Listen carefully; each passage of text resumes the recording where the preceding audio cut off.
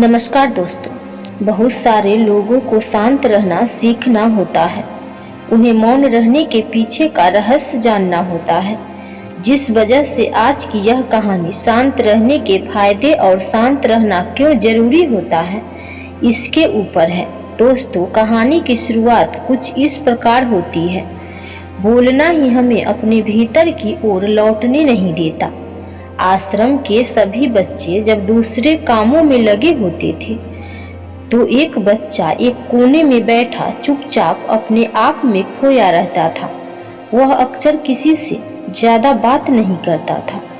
आश्रम की सभी जिम्मेदारियां पूरी करने के बाद जहां सभी बच्चे पूरे दिन की घटनाओं की चर्चा करने लगते हैं, वहीं पर वह शांत रहने वाला बच्चा एक बरगद के पेड़ के नीचे बैठकर ध्यान करने लगता। सभी बच्चों को आश्चर्य होता था क्योंकि उसका कोई दोस्त नहीं था। वह अक्सर आश्रम में अकेला ही घूमता रहता था। यह देखकर उसके गुरु को बड़ी प्रशंसा होती थी। उसे लगता था कि कोई तो है आश्रम में जो मौन यानी कि चुप रहने की ताकत को समझता है, उसके महत्व को समझता है। आश्रम के बारे में जब भी कोई जरूरी निर्णय लेना होता, उसकी राय जरूर लिया करते थे। लेकिन यही बात गुरुजी की एक दूसरे शिष्य को बड़ी खटकती थी, क्योंकि वह गुरुजी का प्रिय शिष्य बनना चाहता था। इसीलिए वह गुरुजी के सामने दूसरे बच्चों के कामों में कुछ न कुछ कमियां निकालता रहता था, जिससे गुरुजी उसे महान समझने लग जाए। अक्सर वह अपनी जिम्मेदारियां पूरी तरह से निभाने का दिखावा भी करता था, चाहे उसमें कोई सलाह न भी मांगे, लेकिन फिर भी वह उन्हें अपनी सलाह देता रहता था।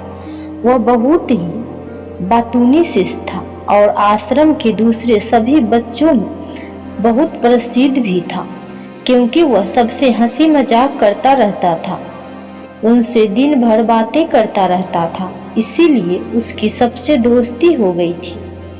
लेकिन जब आश्रम में गुरु उसकी राय न लेकर दूसरे बच्चों की राय लेते थे, तो यह बात उसे बड़ी खटकती थी।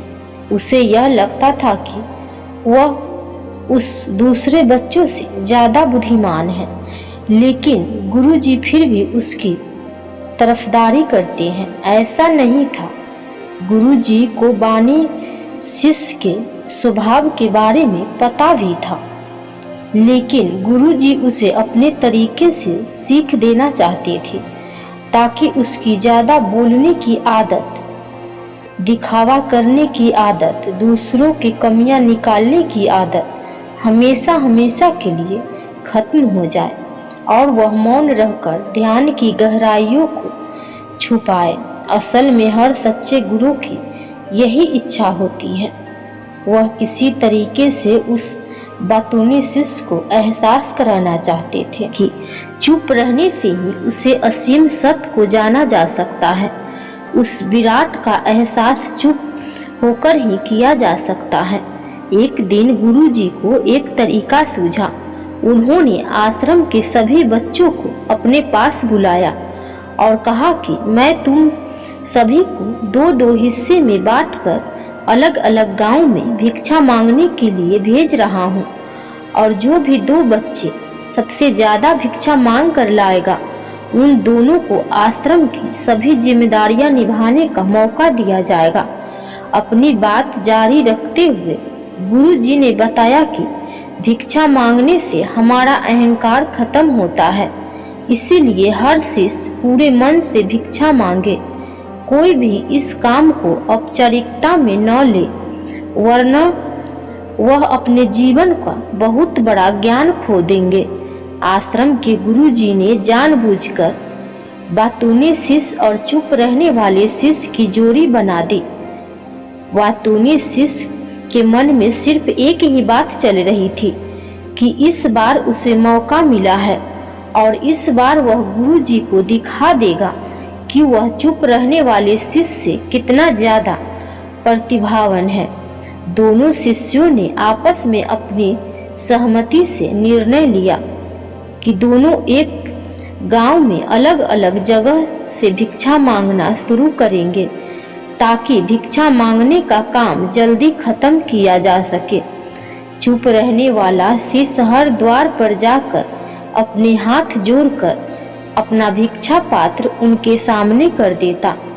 उसके चेहरे पर एक सादगी और उसकी आंखों में एकांत होता था, जिससे भिक्षा देने वाले उसे भिक्षा देकर अपने आप को अनुग्रहित समझते थे। वहीं पर दूसरा वातुनी शिष्य हर द्वार पर जाकर उनको कुछ न कुछ ज्ञान देने लगता था, जिससे ज्यादातर लोग उसे बिना भिक्षा दिए ही लौटा देते थे।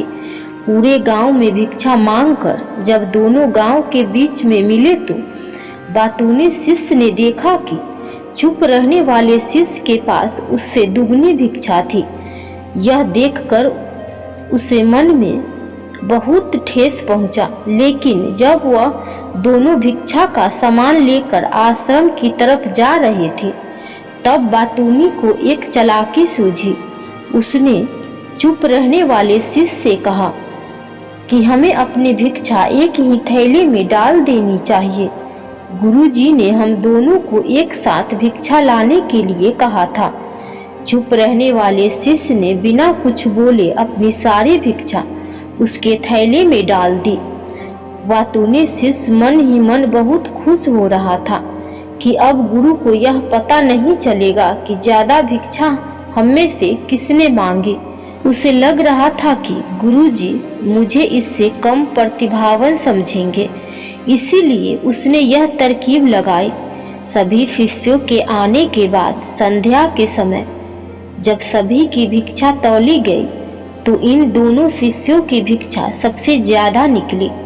गुरुजी ने इन दोनों का अभिवादन करते हुए आश्रम के सभी बच्चों के सामने उनकी पीठ थपथपाते हुए उन्हें मुबारकबाद दी और कहा कि मैं आश्रम का कार्यभार तुम दोनों को नहीं सौंप सकता।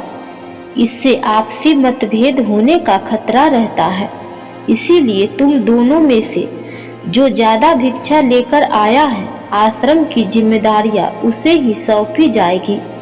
जब उन्होंने उनसे पूछा कि तुम में से ज्यादा भिक्षा कौन मांग कर लाया था तो वातुनी शिष्य ने कहा कि गुरुजी मैं इससे दुगनी भिक्षा मांग कर लाया था, लेकिन मुझसे गलती हो गई कि मैंने वह दोनों भिक्षा एक ही थैले में डाल ली। मुझे नहीं पता था कि आप ऐसा निर्णय लेने वाले हैं, वरना तुम्हें अपने भिक्षा का थैला अलग ही रखता। इस पर गुरुजी ने चुप रहने वाले शिष्य से पूछा कि क्या तुम इसके बाद से सहमत हो? क्या तुम इससे कम भिक्षा लेकर आए थे? यह सुनकर चुप रहने वाले शिष्य ने कहा कि गुरुजी मेरे पास ऐसा कोई साधन नहीं है जिससे मैं यह साबित कर पाऊं कि मैं इससे ज्यादा भिक्षा लेकर आया था। असल में यह उल्टा बोल रहा है, दुगनी भिक्षा मैं लेकर आया था। एक दिन चुप रहने का अभ्यास जरूर किया जाना चाहिए, इससे हमारी चुप रहने की आदत धीरे धीरे खुद पर खुद चुप रहने लगती है, तो हमें चुप रहने का आनंद पता चल जाता है।